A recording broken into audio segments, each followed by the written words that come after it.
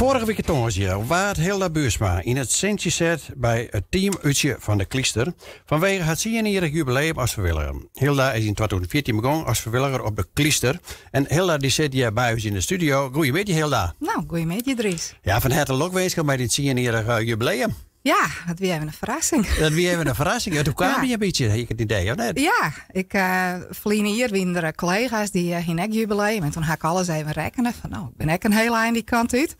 Maar ik heb het op dit moment net in de gaten. Nee, dus het weer een verrassing, Thomas. Ja, mooi. Hey, even misschien niet kwaad. Wat is de Kliester en wat doe je? De Kliester is een natuur-milieu-educatiecentrum voor de gemeente Noord-Eerst-Friesland en Dantumadeel. En dat is er al meer dan 25 jaar. Liets begonnen als eigenlijk het uitlijncentrum voor leskisten, voor het basisonderwijs. Maar inmiddels ben we met 22 gidsen en meewerkers. En er is een bestuur, er is een vereniging, of een stichting, eigenlijk het Vreun van de Kliester waar je lid van werk kennen.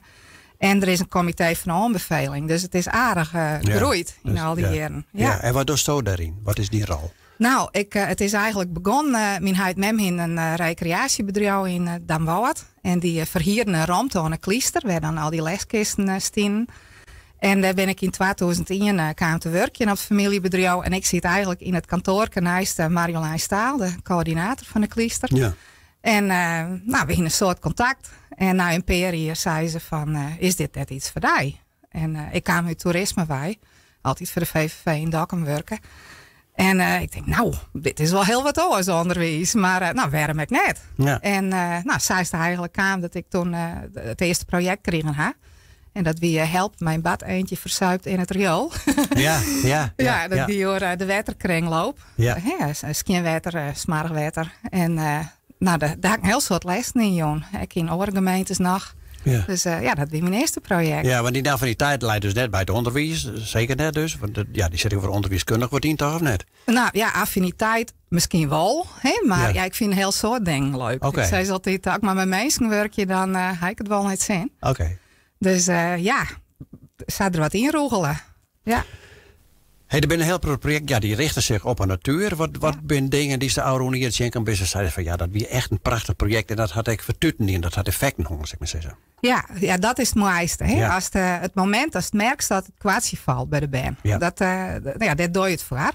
En dat ga ik eigenlijk met alle projecten wel gewoon. Okay. Dat eerste project over het water, dat giet het riool. Nou, poep is altijd interessant. Ja, de poep dus, ja, precies. Neemt, ja. Ik ga zelfs toen de laatste dingen bij van het waterschip in Liaut een grote wc-bril omhingen kregen. Ja. En inderdaad, daar heb ik bijna mijn poepje aan te danken. Maar dat vond de band heel leuk. Maar we hebben een heel groot project door Dwarsemens duurzaamheid draait. Ja. En dan kwam ik 3 keer in dezelfde klas.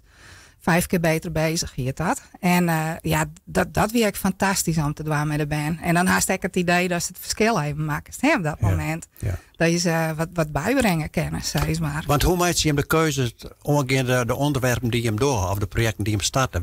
Waar vindt dat zijn oorsprong? Waar begint dat? Nou, dat gaat eigenlijk in oorlog met de gemeentes. Okay. Die jouw elsie jouw die aan wat ze belangrijk vinden. Dus we hebben bioverskaat met bijen. Het Worsemes vanzelf, riool, Einekooien hebben we nou. Dat is een stukje cultureel erfgoed eigenlijk. Dus daar ga ik in september weer mee aan de slag. Maar eigenlijk jouwt de gemeente Elsie hier een speerpunt aan, wat ze belangrijk vinden. Oké, en daar maak je nog een programma op en dan wordt op die manier die koppelinglijn erbij. Ja, we hebben projectmedewerkers, maar we kepen het ook wel eens kant-en-klaar in. En dan komen mensen uit de lezing aan als gastdocenten, zeg maar, wat we dan overbrengen moeten. Ja. Nou, Hilda, nogmaals gefeliciteerd met die jubileum. En bedankt dat je even wat ervaring met ons delen boest. En op naar de 20 eerst ook zitten. Nou, dat is heel vast lukken. Ik ga ervoor.